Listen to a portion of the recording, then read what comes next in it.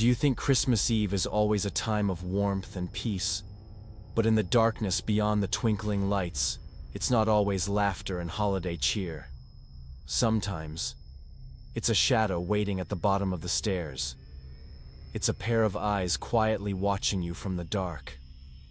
And some gifts should never be opened. Tonight you'll hear 3 terrifying true stories, each one taking place on Christmas Eve, moments that those who lived through them will never forget.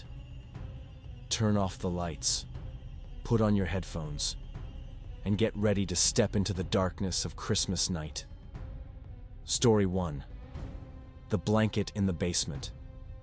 Christmas Eve when I was 12 should have been one of the happiest memories of my life. As always, my family was hosting the celebration at our home. Grandparents, aunts, uncles, cousins, everyone was there. The house was warm and glowing with twinkling lights and a crackling fireplace. My mom was busy cooking the traditional roast duck while my dad was resting in bed with a bad cold. I was upstairs playing PlayStation with my 2 cousins, Chris and Valerie, when my mom suddenly yelled for me to come downstairs. She was already stressed with the cooking, so I knew better than to keep her waiting. She had forgotten to make the stuffing and asked me to go down to the basement to grab the mix from the storage cabinet, which was actually just an old bar tucked in the corner of the room. Dragging my feet, I walked down the creaky wooden steps. The basement felt unusually cold, like a strange draft was leaking in from somewhere. As I neared the bar, I caught sight of a blanket covering something in the corner near an old dusty couch. I stopped. Under that blanket was the clear outline of a human shape. A head, shoulders, legs all faintly visible beneath the thin fabric. My first thought: it had to be Chris playing one of his usual pranks. They'd done it before, hiding in closets, jumping out from behind doors just to scare me. Not this time, I thought. This time, I was going to scare him back. I tiptoed across the old carpet, holding my breath. I reached out for the blanket, ready to yank it off and shout. But just then the basement lights went out, and the door slammed shut behind me. I froze. The room was swallowed in darkness. "Nice one, Chris," I muttered. "That's a bit old now." I turned back toward the blanket, reached out, and the moment I yanked it off, a rough hand grabbed my throat from the darkness. I couldn't breathe. That hand wasn't Chris's. It was larger, stronger, and it smelled damp, sour like mold and filth. His fingernails dug into my skin. I tried to scream, but there was no air. I kicked against the floor, thrashing with all the strength I had. Suddenly, the lights flicked on, and for just a second, I saw him. A filthy man. Wild beard. Bloodshot eyes. His face showed no shock, no guilt, just blank, expressionless malice. He let go of me, bolted toward the back door, the door we almost never used. I collapsed to the floor, gasping, heart racing. My mom screamed from upstairs. The whole family rushed down. I pointed toward the door. He ran outside. He was in the house. My uncles took off into the yard while my mom wrapped her arms around me. But I couldn't stop shaking. It felt like waking from a nightmare, except the marks on my neck and that man's eyes were real. The police arrived 10 minutes later. They said it was probably a homeless man trying to escape the cold.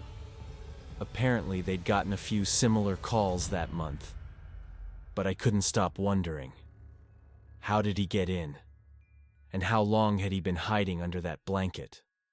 Later, Valerie admitted that she and Chris had turned off the light and slammed the door as a prank. But they thought I was still upstairs playing games. They had no idea I'd gone down into the basement. That coincidence put me face to face with something no one should ever see. Since that night, I've never gone down there alone. And I believe one thing with absolute certainty.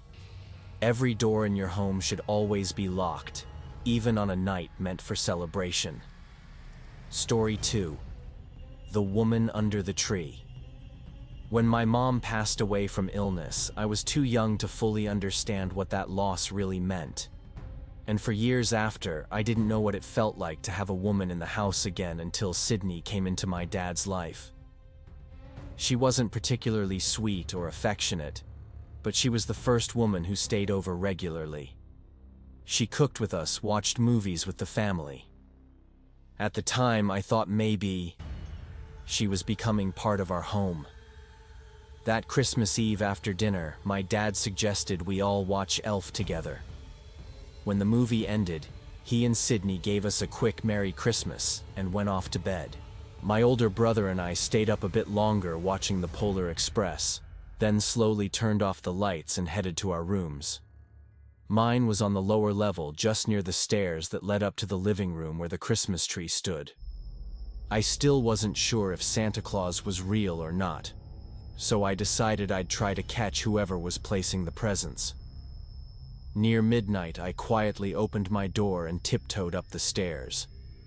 Through the railing, I could see the soft glow of the tree lights.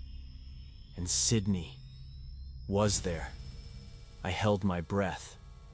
At first I thought, so she's Santa. But then I realized she wasn't placing gifts. She was opening them. She picked up each box, unwrapping them carefully, inspecting the contents like she was looking for something.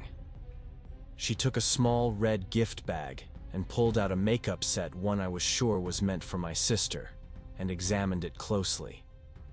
Then she put everything back in place and walked toward the kitchen. I pressed myself deeper into the shadows. She opened the cabinet where my dad kept his wallet and prescription meds. I saw it clearly. She took out a few bills and slipped them into the pocket of her pajama pants. Then she picked up a bottle, my dad's heart medication, opened it, smelled it, and then turned her head and looked directly at me. I froze. Sydney's face showed no anger, no surprise, just emptiness. She placed the bottle back, turned off the kitchen light, and began walking toward the stairs, toward where I was hiding. I bolted back down to my room, dove into bed, and pulled the blanket over my head. My heart was pounding so hard I thought it would burst. A few seconds later, the doorknob turned. It didn't open, just turned and stopped. I didn't move a muscle. The next morning, my dad angrily asked who had taken $60 from his wallet. Sydney sat quietly at the table, sipping coffee, and just stared at me. I said nothing at the time, but later that day, when my dad still thought we'd gone through his things, I pulled him aside and told him everything I'd seen. At first, he didn't believe me, but when I mentioned the pill bottle, he fell completely silent. That night, I heard shouting from his bedroom. I thought Sydney would be kicked out, but she wasn't. Maybe my dad wasn't sure. Maybe he didn't want to face the truth. The next night, I locked my door, even though he always told us never to do that. And at midnight, the doorknob turned again. I didn't open it. The next day, Sydney packed her things and left. She never came back. To this day, I still wonder, if I hadn't seen her that night, would she have put something in my dad's pills? And if I hadn't locked my door? Story 3. The Shadow in the Dark. Christmas of 2021. I went back to Vermont to visit family. It wasn't a big gathering, just my parents, my brother, my aunt and uncle. We had dinner, watched movies, sipped some wine by the fireplace. By around 11 p.m., everyone was heading to bed one by one. I offered to sleep on the couch in the living room near the fireplace and the Christmas tree. It felt warm, familiar. I always loved that scene during the holidays. I left the TV on, letting the soft noise fill the quiet. Somewhere along the way, I drifted off. And then, I dreamed. In the dream, the whole family was having dinner, but in a different house. My uncle's house. Everyone was laughing, chatting. until suddenly they all fell silent and stared directly at me. My Aunt Melissa, who had passed away years ago, whispered, "There's someone in the house. Wake up." I jolted upright on the couch. The TV was off. The fireplace had burned down to embers. The room was completely dark. My heart was still racing from the dream, but what chilled me even more was the sensation that someone was close. Very close. I turned my head toward the kitchen where the darkness felt heavier, and I saw it. A figure, standing still, very close. I sat up, my voice shaky. "Who's there?" No answer. The figure didn't move. I stared, frozen, unsure if I was still dreaming. Then the figure turned, walked slowly toward the back door, unlocked it silently, and slipped out into the night. I screamed, waking everyone in the house. They rushed into the living room, confused and panicked. We checked the entire house. No one was missing. No one matched the person I saw. We ran out into the yard, and there in the fresh snow was a single line of footprints, leading from the back door into the woods. The police came soon after. They followed the trail into the trees, but it vanished deeper in the forest. Nothing was missing. No doors were broken. But I didn't sleep a single second for the rest of that night. What haunts me most isn't that someone managed to get inside. It's the question I can't stop asking. How long had he been standing there before I woke up? 3 Christmas nights, 3 true stories, and 3 warnings. That safety is just a feeling, not a fact. And the most dangerous person might have already been inside your home before you ever realized it. If these stories sent chills down your spine, share the video and let the fear spread to others. And if you've ever had a terrifying experience during the holidays, tell your story in the comments. Who knows, it might be the next one told here. Thank you for watching, and we'll see you again in the darkness to come.